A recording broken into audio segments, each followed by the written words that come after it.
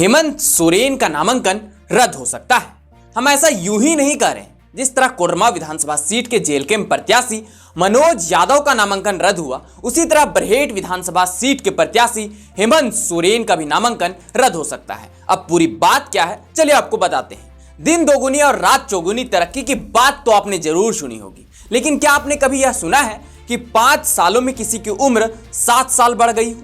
यानी 5 सालों में उम्र 5 साल के बजाय बढ़कर 7 साल बढ़ जाए। नहीं सुना होगा, पर ऐसा असल में हुआ है। ऐसा अजूबा और कहीं नहीं, झारखंड में हुआ है, और वह भी किसी आम व्यक्ति के साथ नहीं, बल्कि राज्य के मुख्यमंत्री हेमंत सोरेन के साथ। अक्सर लोगों को आपने कहते हुए सुना होगा, age is just a number, मगर कभी कभी इसी वजह से लोगों के सामने मुसीबतें खड़ी हो जाती हैं। झारखंड विधानसभा चुनाव में हेमंत सोरेन अब इसी उम्र को लेकर अब विवादों में फंस गए हैं, क्योंकि जो लोग कहते हैं उम्र में क्या रखा है साहब, या कोई अभी हेमंत सोरेन से जाकर पूछे।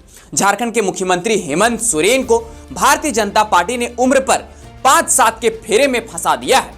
झारखंड में विधानसभा चुनाव से ठीक पहले हेमंत सोरेन की उम्र को लेकर सियासत गर्मा गई है। भाजपा ने हेमंत सोरेन की नामांकन रद्द करने की मांग कर दी है। भाजपा ने पूछा है कि आखिर 5 सालों में 7 साल उम्र कैसे बढ़ गई। दरअसल चुनाव से ठीक पहले बीजेपी ने आरोप लगाया कि पिछले 5 साल में हेमंत सोरेन की उम्र 7 साल बढ़ गई। साल 2019 में हेमंत सोरेन ने अपनी उम्र 42 साल बताई थी, लेकिन इस साल 2024 के विधानसभा चुनाव में उन्होंने हल्फनामे में अपनी उम्र 49 साल बताई है। ऐसे में हेमंत सोरेन की उम्र 5 सालों में 7 साल बढ़ गई है। फिर क्या होना था? भाजपा को बैठे बैठाए एक मुद्दा मिल गया। हेमंत सोरेन के खिलाफ चुनावी मैदान में टाल ठोकने वाले बीजेपी कैंडिडेट गमालियल हेम्ब्रम ने चुनाव आयोग से शिकायत कर दी और हेमंत सोरेन का नामांकन रद्द करने की मांग की। उनका आरोप है कि शपथ पत्र में हेमंत सोरेन ने अपनी उम्र बढ़ाकर बताई है। उन्होंने निर्वाचन अधिकारी के सामने शिकायत में कहा कि पिछले चुनाव में हेमंत सोरेन की उम्र 42 साल थी, मगर इस बार शपथ पत्र में 49 साल है। आखिर किसी व्यक्ति की उम्र 5 सालों में 7 साल कैसे बढ़ सकती है? तो वहीं भाजपा ने हेमंत सोरेन की संपत्ति को लेकर भी दूसरा आरोप लगाया है।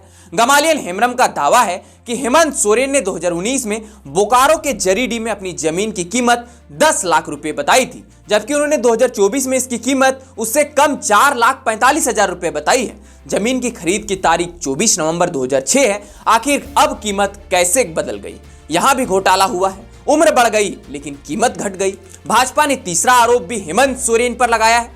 भाजपा का कहना है कि हेमंत सोरेन ने 2019 में अपनी संपत्ति के रूप में केवल 2 प्लॉट 2006 और 2008 के बीच खरीदे गए उनका उल्लेख किया था। उन्होंने इस बार 23 प्लॉट का उल्लेख किया है, जिसके बारे में उनका दावा है कि वह 2006 और 2008 के बीच पंजीकृत थे। तो इसी को लेकर भाजपा ने सवाल उठाया कि 2019 के हल्फनामे में इसका उल्लेख क्यों नहीं किया गया था। इसके बाद भी इन्होंने और भी कई आरोप लगाए हैं। उनका कहना है कि 2019 के नामांकन फॉर्म में अपनी पत्नी कल्पना सोरेन के नाम पर एक मारुति सियाज कार का उल्लेख किया गया था, लेकिन इस बार इसका उल्लेख नहीं किया गया है, जबकि वह गाड़ी आज भी उनकी पत्नी के नाम से है।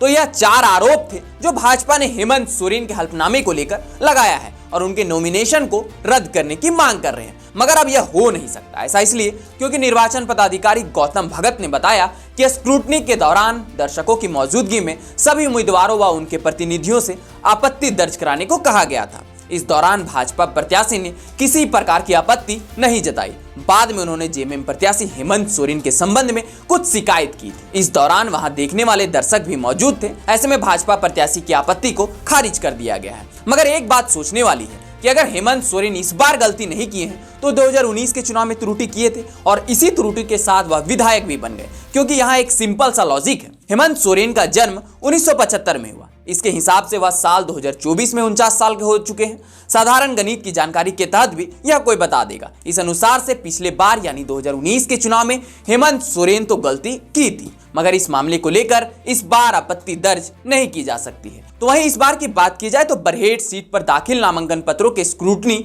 30 अक्टूबर को ही खत्म हो चुकी है। हेमंत सोरेन का पर्चा भी स्वीकार कर लिया गया है। अब ऐसे में उनका नॉमिनेशन रद्द नहीं हो सकता है। तो यह था हेमंत सोरेन की उम्र को लेकर भाजपा का पूरा डुग्गी ड्रामा। इस मामले को लेकर आप क्या सोचते हैं यह हमें नीचे कमेंट बॉक्स में जरूर बताएं। और यह वीडियो अगर आपको इन्फॉर्मेटिव लगे तो अपने दोस्तों के साथ शेयर करना ना भूलें और साथ ही साथ हमारे इस यूट्यूब चैनल को सब्सक्राइब भी जरूर कर लें। तो चलिए मिलते हैं अगले इसी प्रकार के कुछ और वीडियो के साथ। तब तक के लिए आप सबों को जोहार।